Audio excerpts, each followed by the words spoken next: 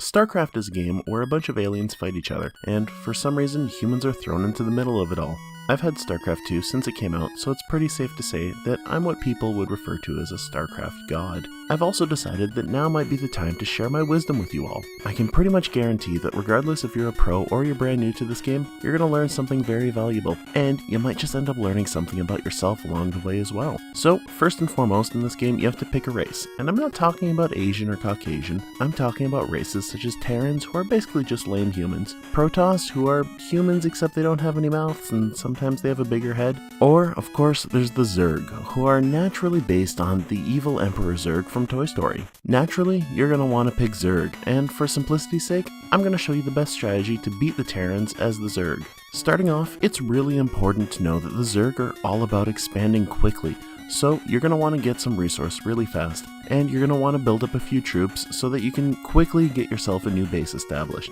Now, in the meanwhile, while you're doing all this, you'll also want to evolve all of the overlords that you build into overseers. And I'm not going to go into detail as to why you're going to want to do that just yet, but take my word for it, it's going to be very important soon. Now, over here at our second base, we're going to want to... Oh, what? Okay, so I'm being attacked here, and we lost our second base.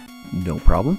That's just a minor setback in the long scheme of things. And we're still on top, don't worry. All we have to do is rebuild the base, and we're looking pretty good. Now, while we continue to gather resources, we're going to want to put a little bit of pressure on them by attacking their base, and there goes pretty much my entire troop. Good stuff, but no worries. Like I said, there's nothing to worry about. Because the Zerg are all about expanding quickly, we can rebuild very quickly. Troops are easy to build, and they don't cost a whole lot, so we don't need to worry about anything. Not to mention, they all come from larvae, so it's not like they're humans we have to wait to grow up, whereas Terrans can only fight, I don't know, probably around 20 years after they were born. The Zerg can fight pretty much instantly after they're born, and that's a huge advantage to remember.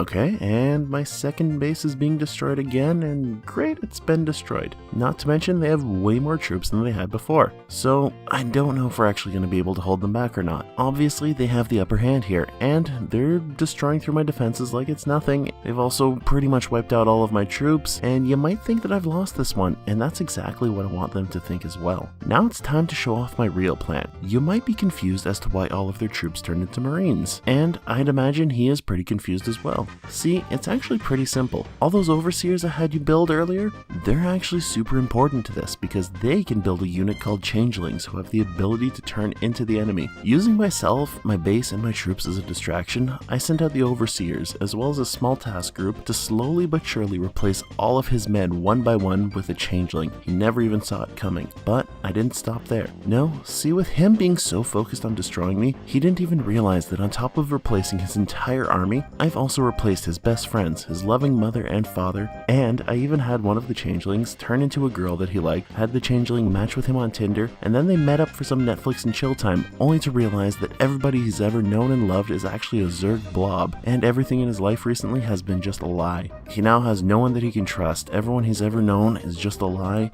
and over time, his mental status will continue to deteriorate and break down. He won't be able to trust anyone ever again, not even himself, and given time, he'll even start to question whether or not he himself is a changeling. Finally, he'll snap and be locked away. And that's how you win against the Terran as the Zerg. All you have to do is drive them to insanity. That, or you can use this little team that I built in the meanwhile while I was talking, and get them to attack and finish off the last Terran there as well as all of his buildings, and I guess that's another way to do it if you didn't want to go through all the psychological torment, but where's the fun in that? There's another video, and I want to thank you for watching it this far along. If you enjoyed it, feel free to leave it a like, you can subscribe, you can share, you can do all that kind of stuff. If you didn't like it, feel free to dislike, you can leave an angry comment. I don't care, at the end of the day, I'm not your boss. You do whatever you want to do, I just want you to have yourself a nice day.